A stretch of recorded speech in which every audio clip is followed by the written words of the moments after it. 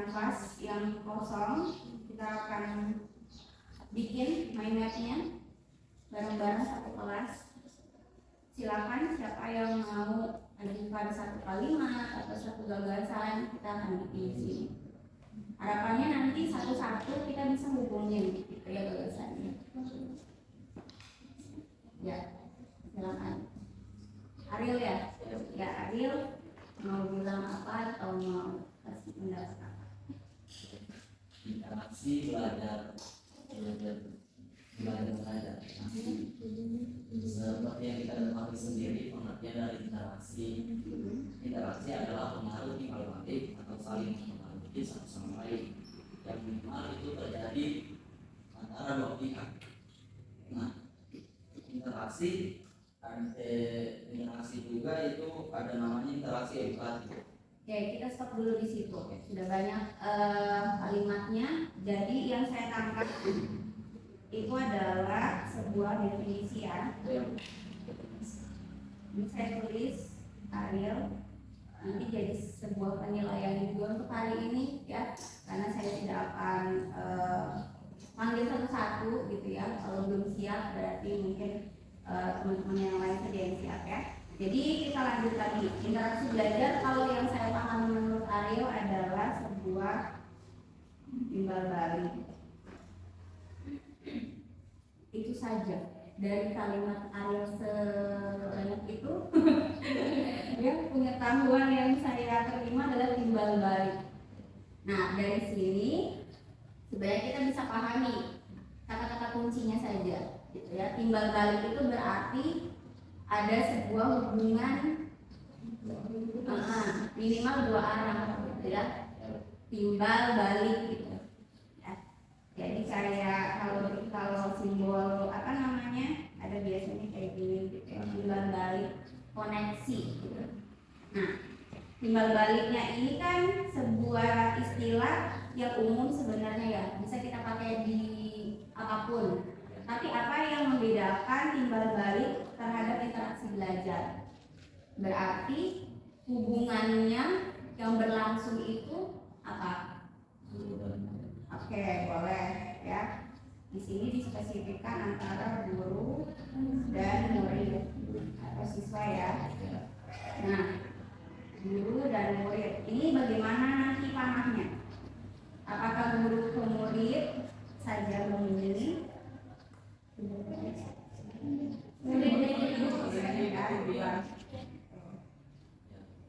Ada yang menambahkan berarti? Ada lagi? Apakah di sini sudah cukup definisi timbal balik ini terhadap? Iya, silakan. Siapa namanya? Cici. Oke, lanjut. Jadi tadi jelaskan pada Ariel bahwa definisi dari interaksi belajar itu artinya adanya timbal balik di antara dua pihak. Dari yang saya baca juga, kemudian saya dapat, jadi interaksi itu dari katanya sendiri yaitu kegiatan yang berlangsung secara berulang, artinya dia bukan hanya sekali. Kemudian juga stop. Gak terlalu ini ya, kita satu-satu ini ya. Jadi tadi siapa namanya? Suci kita menambahkan di mana? Tadi kata baru atau istilah baru menurut saya adalah kegiatannya berulang. Berarti di mana? Silakan, saya tinggal tulis.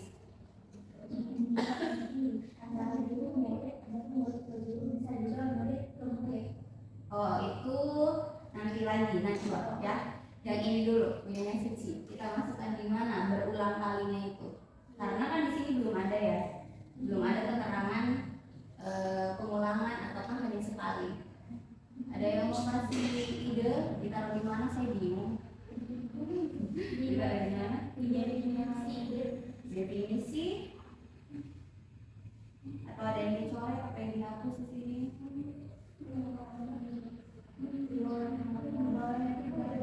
Ya. Di bawah timbal balik ada guru dan murid. Atau tetap satu tengah. Jadi gini aja ya, timbal balik berulang kali. pendapatnya. Oke, ada yang sampai di sini kurang dipahami, silakan. Biar baca mapnya paham.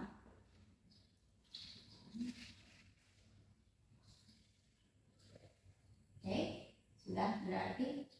Silakan Najwa tadi ada yang mau ditambahkan? Guru dan murid, murid dan guru sekarang. Punya Ariel ya. Tadi mau ditambahkan? Dan ini guru sama murid ada juga kayak murid sama murid. Murid sama murid. Bagaimana ya tanggapan? Kayak teman selama Iya, jadi kotaknya dari mana panahnya?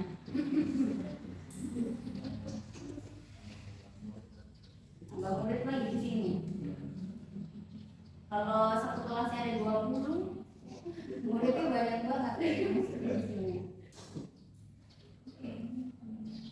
Coba kalau kita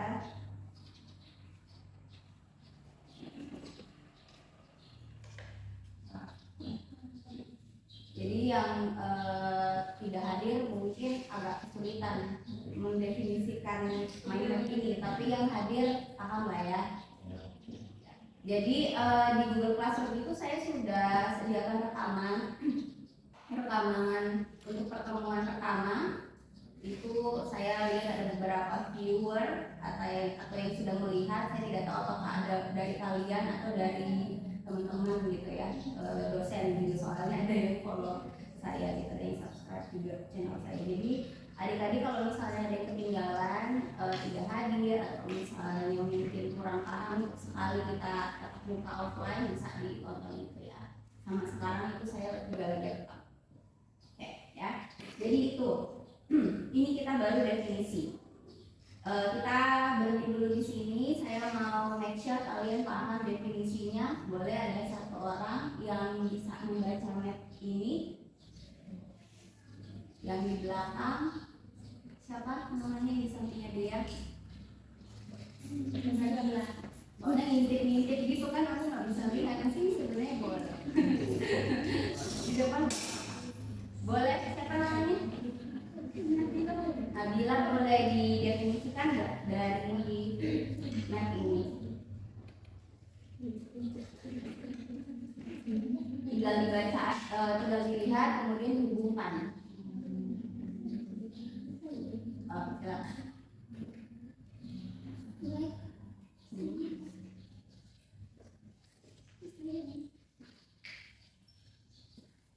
Definisi dari interaksi belajar itu adalah hubungan timbal balik yang dilakukan secara berulang kali atau tidak hanya sekali dan dilakukan antara guru dan murid yang saling berinteraksi. Itu saya. Oke, boleh. Ada yang kurang dari penjelasannya Nabila? Antara murid dan murid juga. Oke, bagus ya. Apa masih ada yang kurang dari definisinya? Apa yang dilakukan?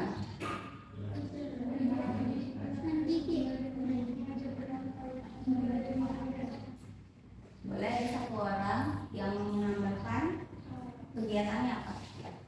Siapa namanya?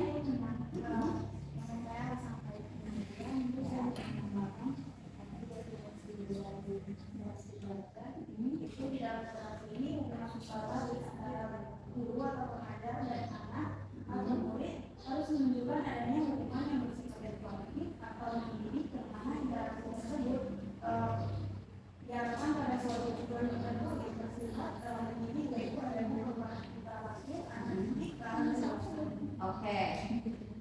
Ada banyak ya tadi elemen-elemen baru. Kita mau tambahkan di mana? Tadi saya menangkap, kalau kalian mungkin ada yang menangkap lain silakan ya. Ada tujuan, ada perubahan, ada kegiatan mendidik atau edukatif ya, sama aja ya. Nanti boleh salah satu ya. Ini kita mau masukkan di mana mereka?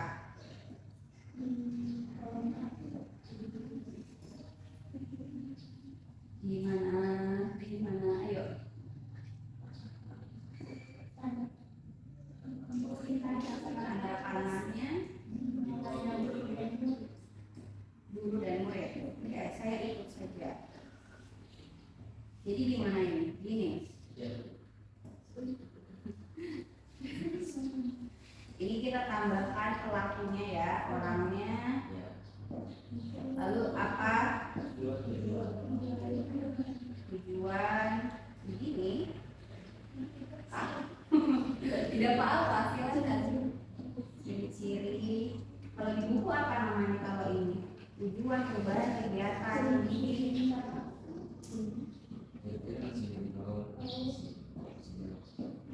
Berarti apa ini?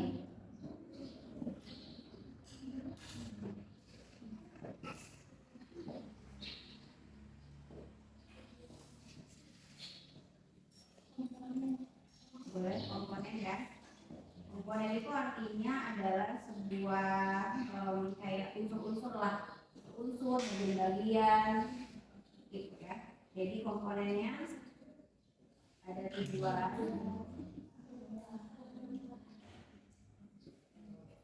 dan perubahan itu apakah mereka maksudnya perubahan itu adalah bagian dari tujuan?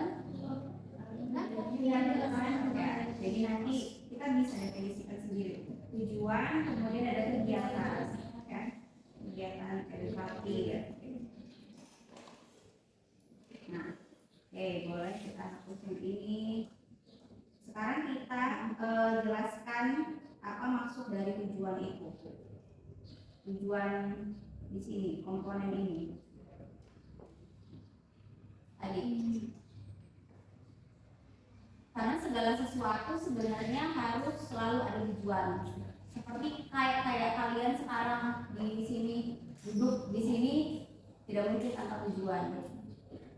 Kita melakukan sesuatu pasti ada niat, ada tujuan.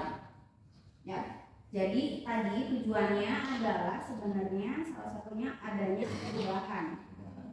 Ya. Perubahan apa yang mau diharapkan oleh guru terhadap siswa? Satu, siapa yang mau melengkapi?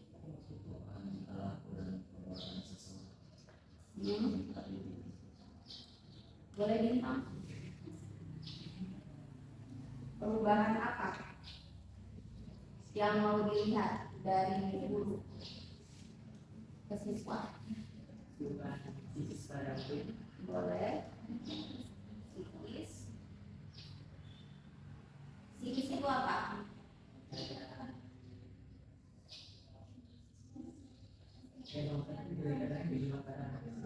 Gimana? Psikis. Kejiwaan, mental ya. Boleh. Ada lagi perubahan apa? Perilaku. Siapa tadi yang bicara? Apa namanya? Syafaat boleh ya? Ya. Psikis apa tadi? Perilaku. Sosial itu maksudnya seperti apa? Lingkungan berubah. Kan siswanya yang mau treatment. Ada lagi yang kurang, satu yang penting. Etika masuk ke perilaku. Satu-satu ini bicara dengan bagus. Saya harus nangkep siapa? Boleh? Satu. Siapa deh?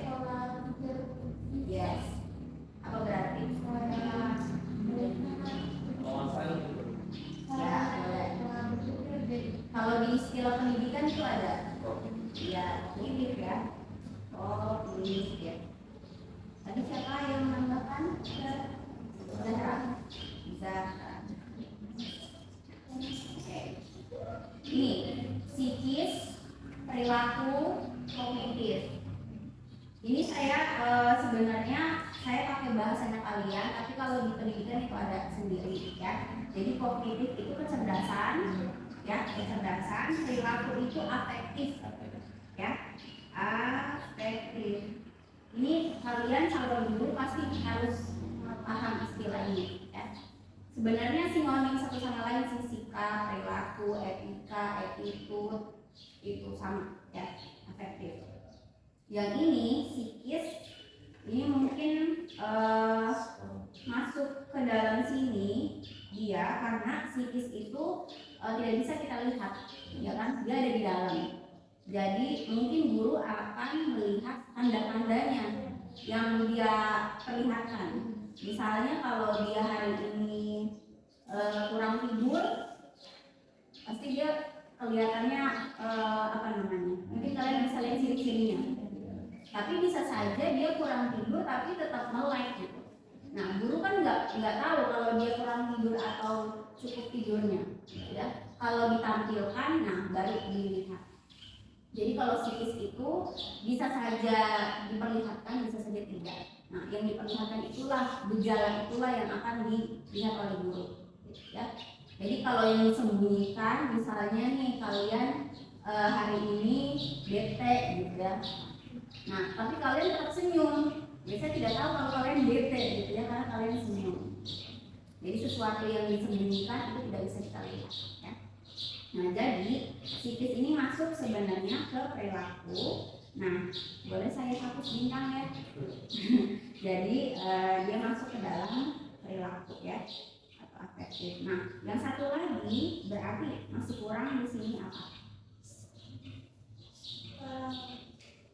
Kalau psikomotoriknya, Yes, ya, psikomotor ya. Psikomotorik. Yes, ya itu psikomotorik ya. Jadi istilahnya itu ada kognitif, afektif, dan psikomotor. Apa bedanya afektif dan psikomotor? Dia gerak juga, afektif juga gerak gitu ya, tapi apa yang membedakan mereka berdua? Cara berpikir kognitif sayang. Apa bedanya psikomotor sama afektif?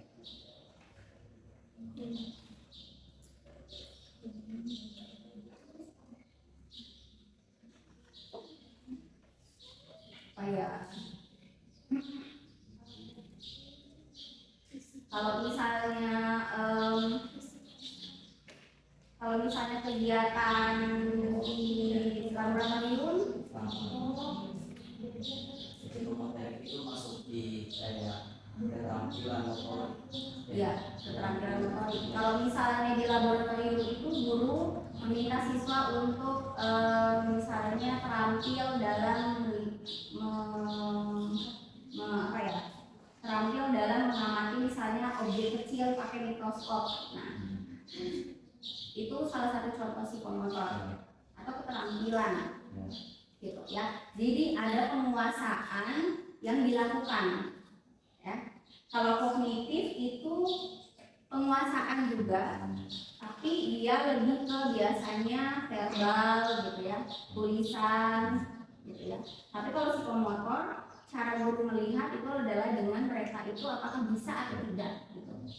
Mungkin ada siswa yang kalau secara kognitif mereka paham cara-cara untuk menggunakan mikroskop. Pertama, nyalakan power gitu ya. Kedua, itu ada kan instruksinya di buku gitu. Sampai berapa gitu, dihafal cara-caranya. Tapi ketika di laboratorium, apakah bisa? Belum tentu gitu ya. Jadi bisa saja dia belum bisa karena mungkin belum diajarkan gitu ya. Jadi bisa saja ada yang mengerti secara kognitif, tapi secara skill itu misalnya dia belum melakukan itu gitu. Jadi dia belum terampil. Nah, kalau di sekolah kalian dulu apakah yang diutamakan itu tiga-tiganya ini kah? Ini kognitif, afektif, psikomotor atau hanya beberapa saja? Ada yang sampai psikomotoriknya juga setiap pertemuan itu masuk ke lab atau setiap ya. Jadi memang kelemahannya kalau di pendidikan Indonesia itu yang sangat ditekankan itu kognitifnya saja gitu ya. Psikomotoriknya itu masih kurang, belum terampil ya. Tapi itu juga harus masuk ya. Oke, jadi ini yang kita sejauh ini pelajari. Nah, ada yang mau ditambahkan lagi atau kita bisa move on ke bagian lain? Ada yang tidak dipahami silakan kita tanyakan dan kita diskusikan.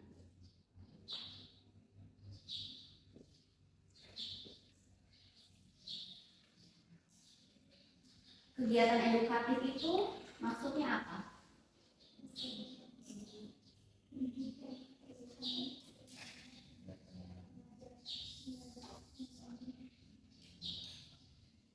Kegiatan yang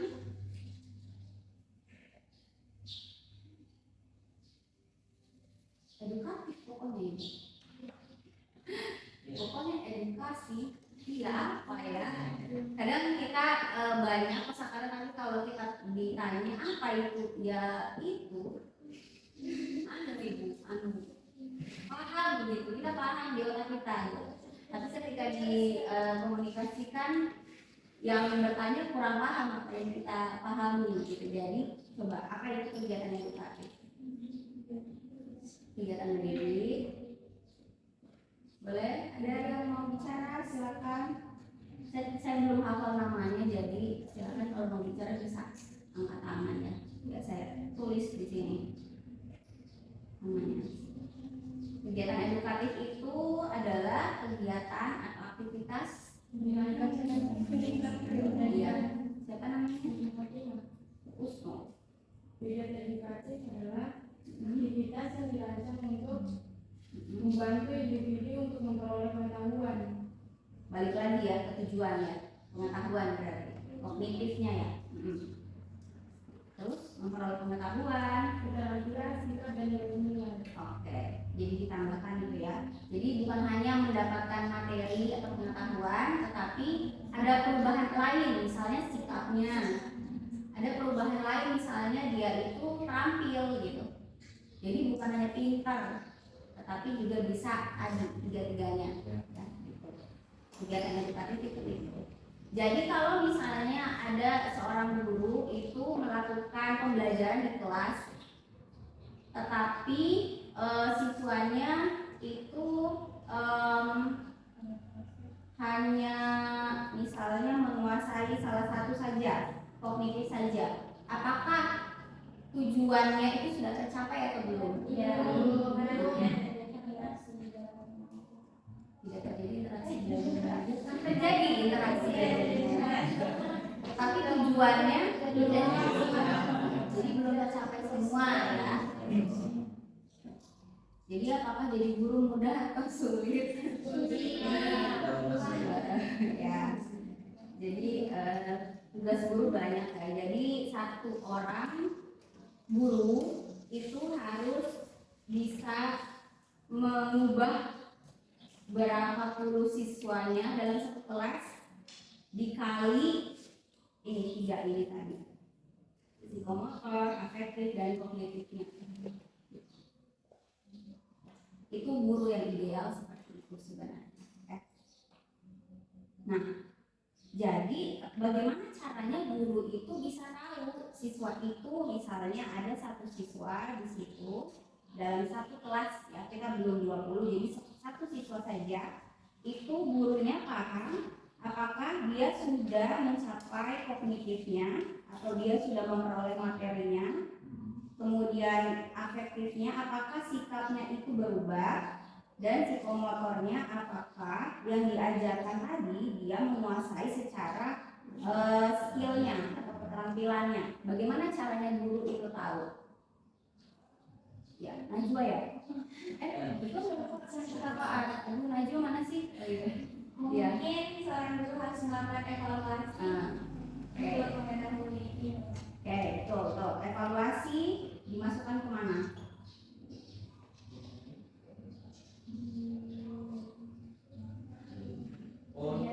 Di bawah bangunan.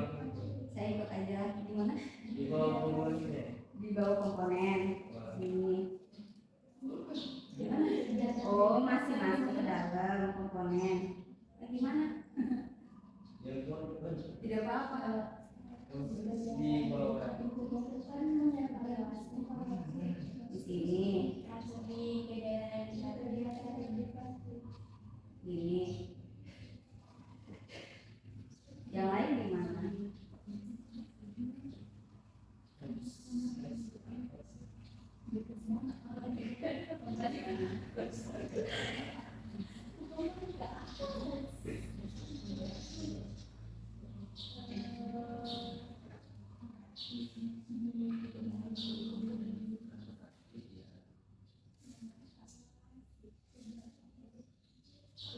Di sini saja ya. Kenapa di sini?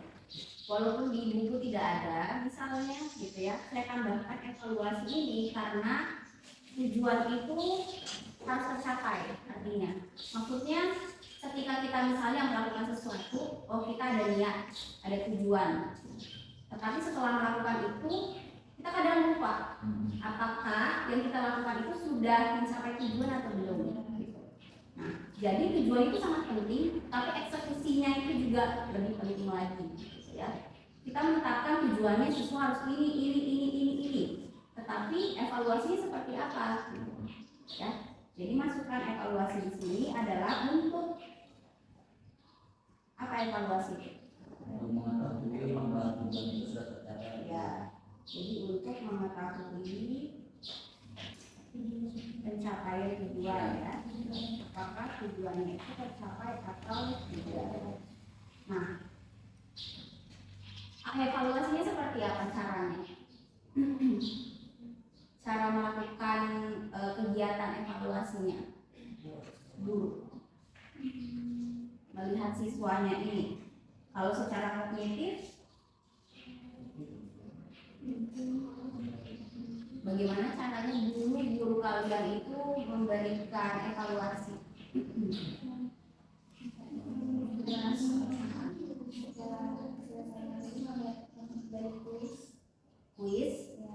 Kuisnya berarti itu dia untuk menjawab atau melihat target yang mana?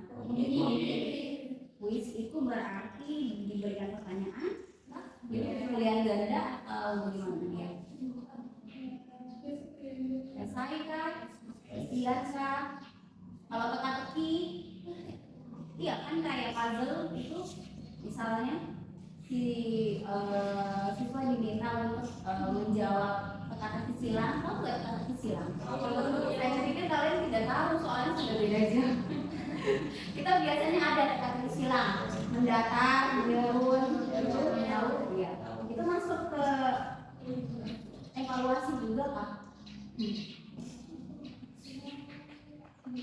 Kalau misalnya siswanya itu, dulu saya belajar biologi waktu kelas 3 SMA, materi tentang replikasi DNA. Itu kami diminta untuk masuk satu-satu ke ruangan untuk menjelaskan di papan tulis. Jadi teman-teman yang lain itu di luar. Jadi itu masuk tidak ke dalam evaluasi itu? Masuk mana? Tidak, kognitif. Jadi maksud saya adalah kalian jangan terbatas hanya ya kali tulis lah, pilihan ganda lah, esai, tapi guru bisa, hal lain juga bisa gitu ya. Seperti wawancara, misalnya saya panggil satu-satu, itu juga bisa. Nah, yang penting kontennya atau apa yang ditanyakan itu, gitu ya. Kalau materi yang ditanyakan maka itu bisa masuk dari evaluasi. Misalnya satu pertanyaan itu kalian jawab, itu bisa masuk evaluasi. Saya seperti ini juga melakukan evaluasi sebenarnya. Secara tidak langsung kalian mungkin tidak sadar bahwa saya sedang melakukan kegiatan pembelajaran plus evaluasi.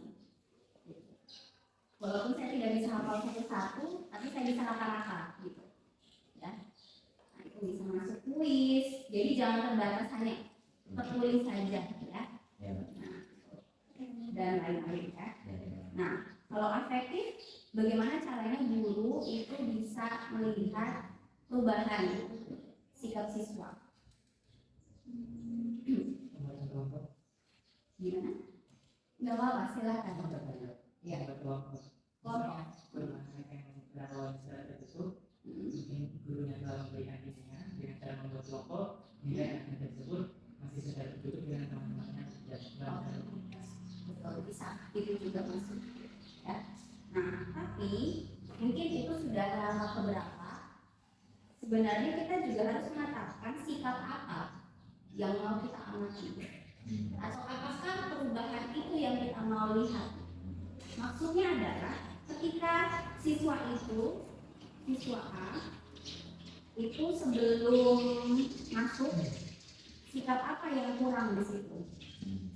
Misalnya dia itu kurang memperhatikan guru, gitu ya.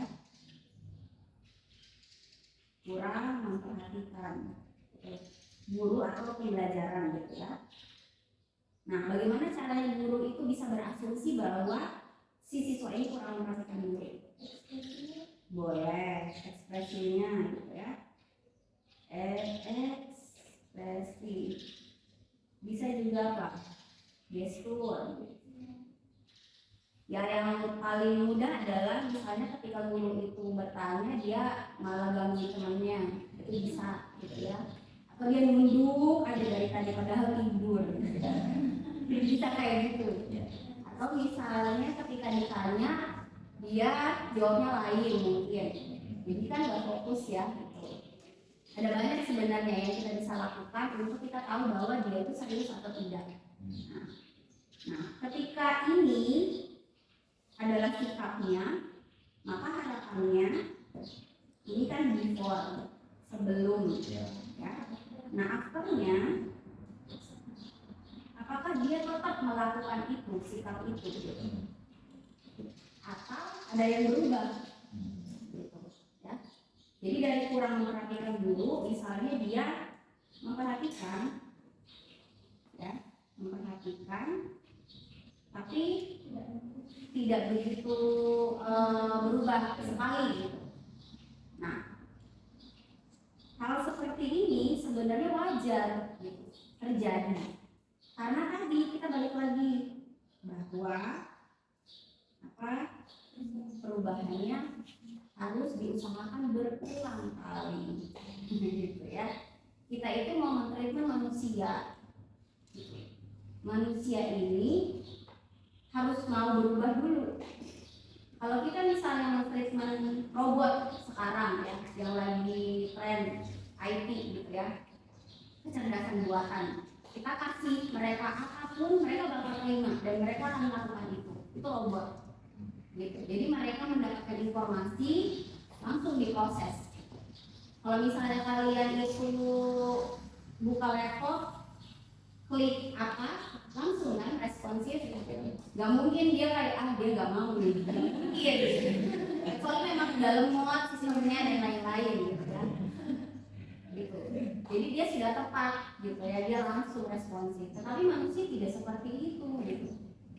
Mau dia dikasih motivasi, ayo adik-adik ranking 1 semua ya, gitu. Bisa masuk telinga kanan keluar telinga kiri, gitu. Karena itu uniknya manusia. Jadi guru itu harus mentreatment secara manusiawi juga, gitu. Karena manusia yang di treatment ini. Nah, jadi ketika misalnya guru itu satu kali pertemuan ya, satu kali meet, gitu ya, sikapnya dari kurang memperhatikan, kemudian setelah itu dia masih belum memperhatikan, itu wajar sebenarnya. Nah, tapi kita harus lihat progresnya, berapa pertemuan nih sikapnya sudah mulai sedikit berubah, gitu. Itu sebenarnya yang guru harus lakukan. Dia harus sabar. Gimana caranya ya di siswa ini mau serius belajarnya? Nah, kalau seperti ini ya, misalnya ada kalian menemukan siswa yang dia itu belum berubah sikapnya. Bagaimana caranya kalian untuk membuat dia berubah? Karena realita tidak semanis teori, gitu ya, tidak semanis pengetahuan yang sebenarnya harusnya seperti itu, gitu ya. Nah, jadi kalau misalnya ada si siswa yang tetap kurang memperhatikan setelah pembelajaran, apa yang kalian mau kasih ke dia? Pukul langsung ya, bapak Mayu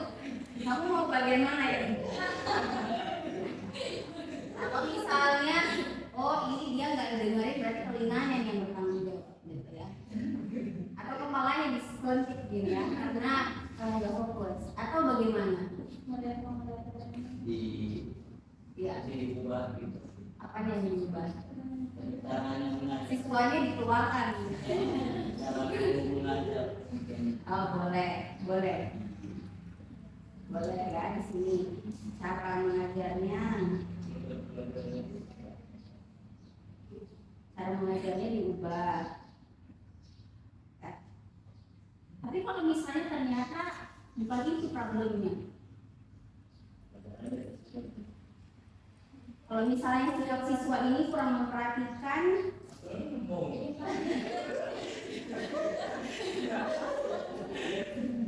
jangan bilang itu ya kurang pintar atau belum pintar, ya. Karena dia akan pintar.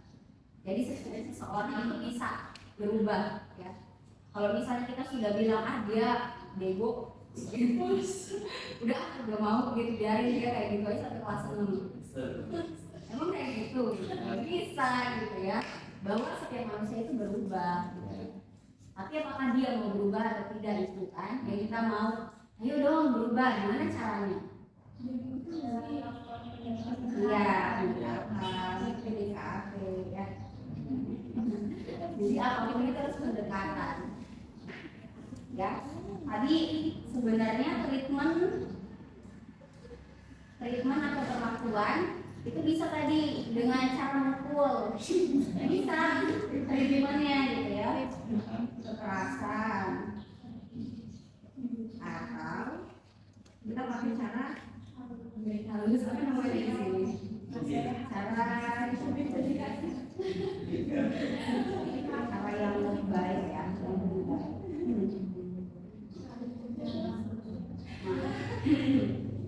Ini jadi artinya setiap siswa itu treatmentnya beda-beda ya. Gurunya itu misalnya setelah dia selesai pembelajaran, dia panggil satu siswa tersebut ke ruang guru gitu ya. Biasanya kalau di sekolah itu ada BK. Nah, BK itu padahal sebenarnya bukan khusus untuk anak-anak nakal, tapi itu biasanya konotasinya ya. Tapi siapapun sebenarnya siswa, mau dia pintar, mau dia bermasalah atau tidak, bisa sebenarnya ke BK untuk konsultasi, ya, konsultasi. Nah, jadi guru itu memanggil siswanya yang bermasalah ini atau yang kita mau lihat sikapnya tadi, lalu dia apakan? Tadi dipukul. Atau dia apa? Yang lebih baik? Ya.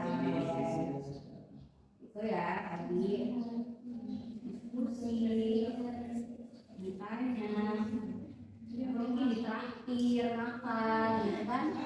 Iya, pendekatan itu kan tidak bisa langsung ayo kita diskusi. Apa masalah kamu? Kan? Jadi dibicarakan baik-baik dengan alaminya dia bagaimana berkomunikasi, gitu ya. Jadi bahasa guru itu harus juga sesuai dengan bahasanya dia.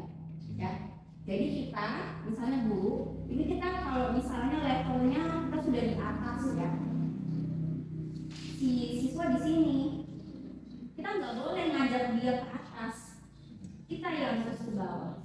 Artinya kita harus pakai bahasa yang dia pahami. Gitu. Kita nggak boleh, saya ini guru, ayo kamu harus pahami, kamu harus begini. Ya, tidak seperti itu. Ya, tapi gurunya yang harus bertanya, misalnya kamu ada masalah apa, misalnya kayak gitu ya, apa yang membuat kamu misalnya kurang paham gitu, atau kurang menarik materi saya. Jadi gurunya itu harus transparan juga ya, gurunya yang harus mendekati dengan baik ke siswanya itu ya. Nah, dengan cara seperti itu apa nanti misalnya siswanya ini harapannya seperti apa? Ya, pertama dia akan bisa terbuka dulu. Belum bisa sikapnya langsung berubah, tapi terbuka dulu. Ya, kalau dia terbuka, maka dia akan bisa jawab dengan jujur. Kalau dia bisa jawab dengan jujur, maka dia bisa langsung apa ya? Menjelaskan tanpa misalnya takut sama gurunya misalnya. Nah, kalau problemnya gurunya problem siswanya itu adalah dia takut sama gurunya, berarti sudah tidak ada problem itu, gitu ya. Dan harapannya sikapnya nanti dia bisa memperhatikan gitu. Karena tadi masalahnya sudah terjawab kalau dia berarti gurunya itu enggak se-killer itu ya, gitu ya. Jadi dengan adanya pendekatan, siswanya itu secara personal tahu gurunya itu ternyata baik gitu. Gurunya itu ternyata mau mengajarkan dia yang baik gitu. Ya, ada trust di situ atau kepercayaan. Sama seperti kita menjalin sebuah hubungan dengan teman, ya, dengan teman, dengan sahabat, gitu ya, dengan keluarga, orang tua. Yang paling pertama itu adalah trust, kepercayaan. Kalau kita percaya sama orang tersebut, kita menitipkan sesuatu, juga kita tidak khawatir, tidak atau takut, gitu ya. Ini kita kemana-mana. Pokoknya seperti itu, ya, treatmentnya. Itu tadi sikap ya, sikap.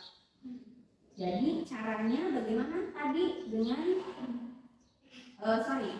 dengan evaluasinya kalau untuk sikap. Apa alatnya buat evaluasinya? Dengan misalnya wawancara, ada lembar wawancara, ya. Lembar itu maksudnya ada semacam kertas gitu ya, atau satu halaman. Di situ memuat pertanyaan, misalnya pertanyaan-pertanyaan tentang sikap gitu ya, atau lembar observasi. Biasanya yang paling sering ini, artinya gurunya seperti saya sekarang nih, saya kita sambil belajar bareng-bareng, walaupun tidak ada lembarnya, ya. Biasanya itu lembar itu akan memuat pernyataan-pernyataan sikap. Misalnya si A ini pada saat saya menjelaskan makanya ke saya, gitu. Nah, saya akan checklist gitu. Itu sebenarnya kalau ada lembar wawancara, tapi saya tidak punya. Ya. Nah, tapi guru itu bisa seperti itu, ya, dengan dia pakai lembar wawancara. Oke, nah itu untuk yang sikap. Kalau yang psikomotor, caranya gimana? Ya, boleh. Lalu bagaimana? Kalau ini kan dia, kalau proyek itu biasanya kan kelompok ya, kelompok ataupun individu. Nah, sebenarnya cara mengevaluasi juga dengan lembar juga bisa, gitu ya. Jadi ada lembar yang mana yang mau kita ukur dari sikap, dari skillnya, gitu ya. Yang paling sering adalah misalnya lembar untuk kalau tadi contohnya misalnya kegiatan praktikum di lab, ya. Jadi guru itu sebelum misalnya meminta siswa untuk mengerjakan sesuatu, dia sudah harus siap si lembar tadi. Misalnya yang dikatakan terampil itu adalah siswanya mampu membedakan antara, kalau di mikroskop itu apa ya? Ada lensa objektif, ada lensa okuler. Nah, nanti si gurunya harus memperhatikan. Coba kalau misalnya gurunya bertanya, coba kamu ubah lensa objektifnya. Nah, oke Bu, gitu ya. Nah, terus si siswanya itu malah megang atau pakai lensa okuler. Nah, berarti nanti siswanya misalnya di sini ada checklist atau apa, nanti di situ gitu ya, dilihat satu-satu apa yang mau dilihat, ya, skillnya. Ya. Jadi seperti itu. Ada alat evaluasinya ya. Jadi guru itu tidak bisa menduga-duga, atau guru itu tidak bisa kayak subjektif. Oh, saya suka anak ini.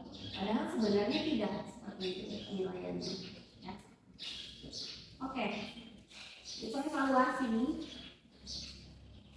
Lanjut, di buku itu apa lagi?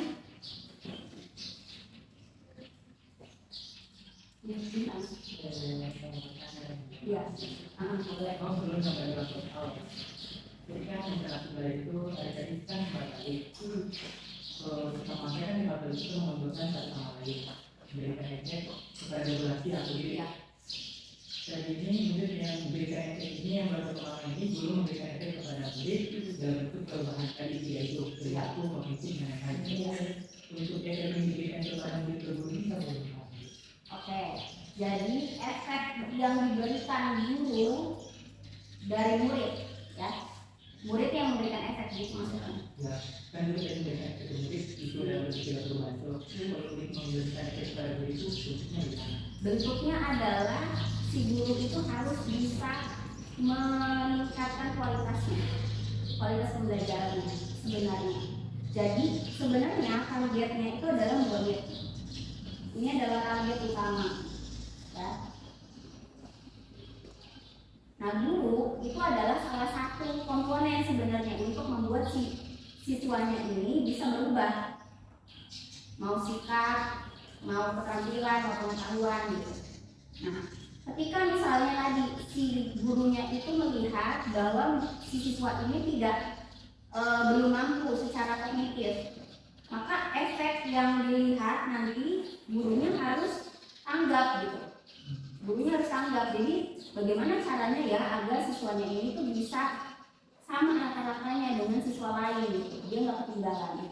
Jadi tidak, sebenarnya efeknya itu bukan untuk guru ya, tetapi kalau gurunya itu tidak responsif, nanti dia akan tetap melakukan kesalahan yang sama di pertemuan-pertemuan selanjutnya begitu.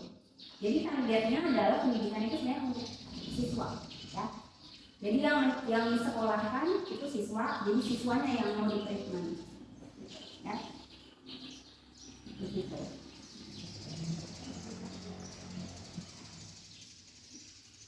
Oke, ada lagi yang mau ditanyakan? Silakan.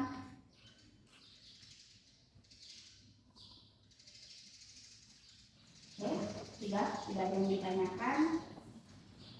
Lanjut, di buku itu ada lagi yang dibahas ya. Ayo. Ada lagi tidak yang dibahas?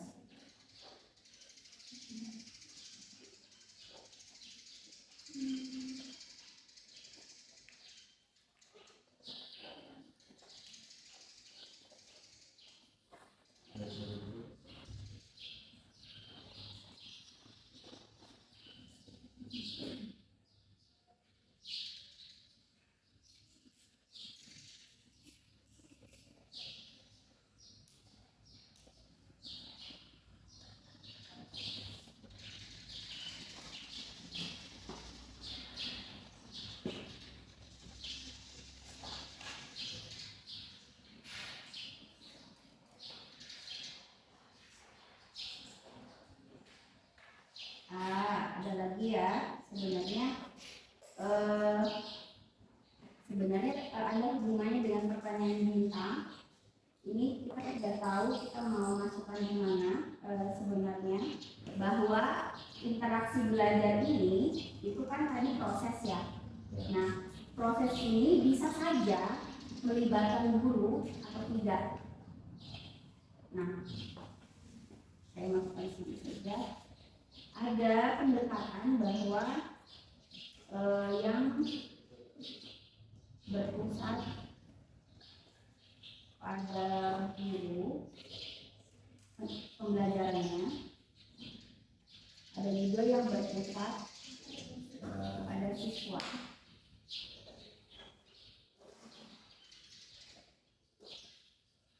Ya. Artinya apa? Kalau berpusat pada guru, gurunya yang dominan. Jadi kalau di kelas itu siswanya nggak bisa belajar kalau nggak ada guru. Biasanya kan kalau gurunya absen atau izin ada tugas sesuatu gitu ya, dia lakukan kegiatan lain di saat yang bersamaan dia mengajar gitu ya. Nah, gurunya kan biasanya memberikan tugas ya, ayo kalian bikin apa gitu ya. Nah, tapi ada siswa yang itu tidak bisa belajar tanpa guru. Nah, gitu ya. Jadi ada kebiasaan siswa itu harus selalu sama gurunya. Dia nggak bisa belajar tanpa guru. Jadi semua materi itu harus guru yang kasih, ya. Jadi biasanya gurunya itu ceramah, gitu. ceramah dan siswanya yang menyimak, mencatat misalnya, ya.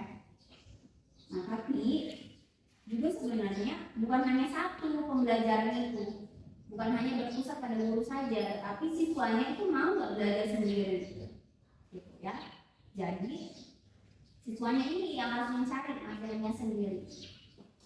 Nah, jadi kalau misalnya tadi ini, ya, pelakunya ini adalah guru dan murid, ini secara konvensional, artinya itu yang secara turun-temurun proses itu berlangsung. Gitu.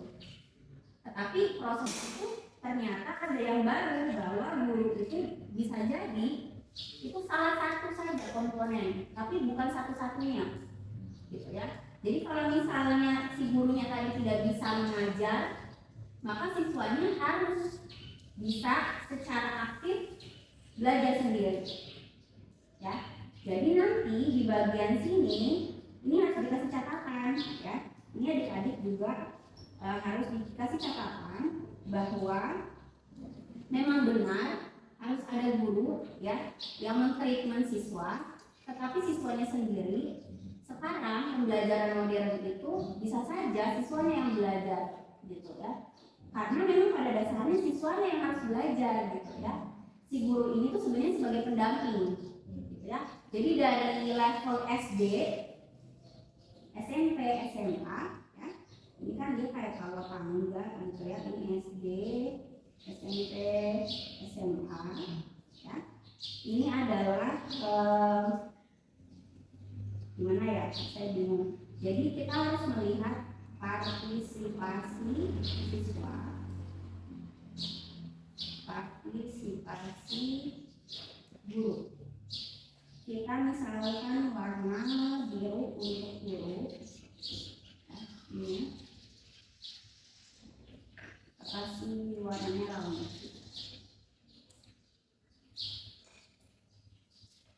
Nah, di SD, ya, siswanya itu sangat sedikit atau apa ya, mungkin pun sedikit sekali sampai semuanya itu guru yang berikan. Nih, jadi kalau misalnya grafik, gitu, yang dominan ini guru partisipasinya, semua guru yang kasih, gitu ya, materi, kemudian motivasi, ayo deh belajar gini dan lain-lain, gitu ya. Nah tapi sejalan dia tingkatan level pendidikannya, gitu ya, maka nanti SMP ini jangan terlalu besar nih ya, mungkin segini 40% lah, ya. Ini gurunya, jadi seimbang. Nah nanti SMA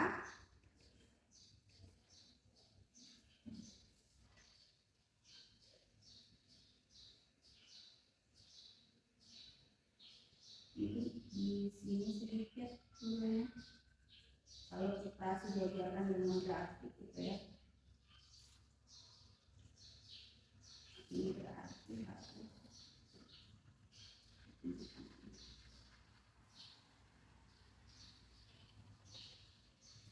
gitu. Paham nggak grafik dari sini? Jadi ada perubahan persentase partisipasi, gitu ya. Tetap ada partisipasi guru, tetap ada partisipasi siswa, tapi setiap jenjang pendidikan itu ada yang berubah persentasenya, gitu ya. Jadi ini misalnya 10% atau 20, ini 80. Ini misalnya 40, ini 60. Ini misalnya 70 atau 80, gitu, ini 30. Gitu, ya. Seperti itu. Itu seharusnya yang terjadi di sekolah. Nah, jadi ketika mereka sudah lanjut ke pendidikan tinggi, kuliah, ya, baik itu S1, S2, apalagi S3, ya, ini sudah belajar sendiri sebenarnya. Artinya, misalnya pengajarnya, dosennya hanya memberikan evaluasi, kamu sudah sampai mana pahamnya, gitu. Nah, tapi kalau misalnya ini Artinya gimana? Artinya siswanya ini kan dia harus semakin mandiri belajar kan. Nah tapi kalau misalnya bayangkan ini, bayangkan selama sekolah SD, SMP, SMA gurunya terus yang memberikan materi gitu,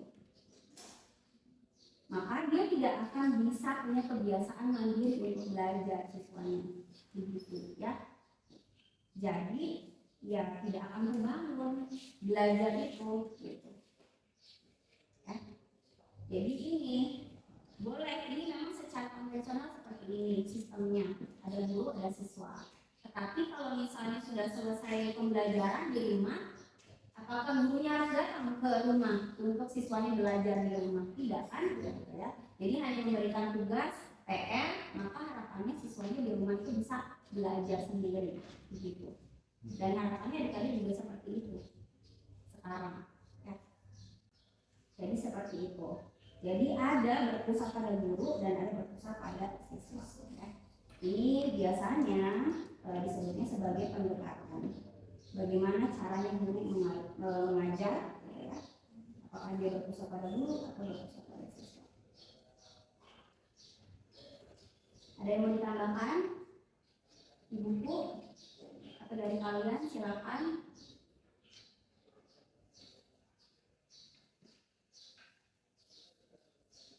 Nah, saya mau menambahkan di sini. Jadi tujuannya, adik-adik, tujuannya itu bukan hanya, kalau bagi saya, memang secara lembaga pendidikan, gitu ya, siswa itu harus dia punya keterampilan, atraktif, ya, perilaku dan kognitif. Tetapi satu lagi sebenarnya, yaitu kebiasaan, ya. Kebiasaan sudah bisa masuk ke perilaku juga, tapi secara spesifik di sini adalah kebiasaan belajar. Bahwa ada istilah yang namanya long life learning. Bahwa pembelajaran itu sepanjang hayat. Mau misalnya siswa tersebut tidak mampu secara ekonomi untuk melanjutkan pendidikan tinggi kuliah, dia cuma sampai 12 tahun berarti ya, belajar di sekolah, maka dia bisa belajar dimanapun gitu, tanpa berkuliah. Misalnya kan sekarang sangat banyak ya, kayak sumber-sumber belajar di internet itu, kursus-kursus gratis itu banyak. Nah, apakah dia mau belajar atau tidak, itu berarti tergantung siswanya. Jadi kalau misalnya sekolah itu memberikan kebiasaan gitu ya, jadi sekolah itu bukan hanya sekedar gurunya itu sekedar memberikan materi atau misalnya psikomotorik yang seperti apa, kemudian sikapnya seperti apa, tapi juga memberikan atau melatih kebiasaan bahwa siswa ini tuh mau nggak mau dia harus belajar, dia suka belajar gitu ya. Jadi nanti ketika dia sudah di luar gitu ya, atau sudah selesai dan dia mungkin tidak melanjutkan di lembaga pendidikan secara formal, dia bisa belajar sendiri. Itu harapannya ya. Jadi